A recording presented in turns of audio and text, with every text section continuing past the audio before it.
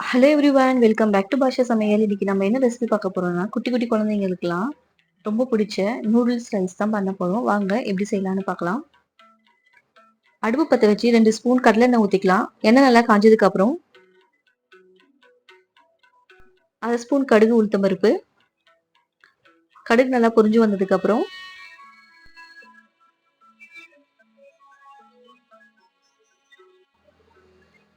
1/2 spoon கடலைப்பருப்பு போட்டுக்கலாம். கொஞ்சம் கருவேப்பிலையை சேர்த்துக்கலாம்.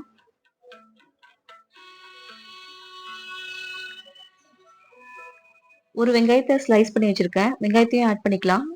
கொஞ்சம் பெருங்காயத்தூள் போட்டுக்கலாம். வெங்காயம் நல்லா வதங்கட்டும். வெங்காயம் நல்லா வதங்கி பொன்னிறமா வந்ததுக்கு அப்புறம் 2 பெரிய தக்காளியை ஸ்லைஸ் பண்ணி அதையும் ஆட் பண்ணிக்கலாம். தக்காளி வெங்காயமும் நல்லா வதங்கினதுக்கு அப்புறம்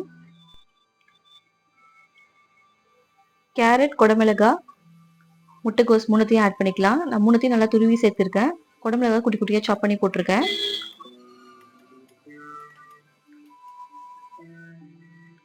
நல்லா வதக்கி விட்டு மூடி போட்டு ஒரு 3 நிமிஷம் நல்லா வேக விட்டுக்கலாம். காய் நல்லா வெந்ததுக்கு அப்புறம் 1/2 ஸ்பூன் மிளகாத்தூள், கொஞ்சோண்டு கரம் மசாலா, தேவையான அளவு உப்பு சேர்த்துக்கலாம். இந்த ஸ்டேஜ்ல முட்டை வேணும்னா ஒன்று ஆட் பண்ணிக்கலாம். நான் இன்னைக்கு முட்டை சேர்க்கல. இப்போ வடிச்ச சாதத்தை போட்டு கிளறிக்கலாம். சிம்பிளாக செஞ்சிடலாம். அதே டைம் ரொம்ப டேஸ்டியாகவும் இருக்கும். உங்கள் கிட்ஸுக்கு கண்டிப்பாக செஞ்சு கொடுத்து அனுப்புங்க. லஞ்ச் பாக்ஸ் காலியாக தான் இருக்கும். இந்த மாதிரி சிம்பிளான டிஃப்ரெண்ட்டான லஞ்ச் பாக்ஸ் ரெசிபீஸ்க்கு பாஷா சமையலை சப்ஸ்கிரைப் பண்ணிக்கோங்க. தேங்க்ஸ் ஃபார் வாட்சிங்.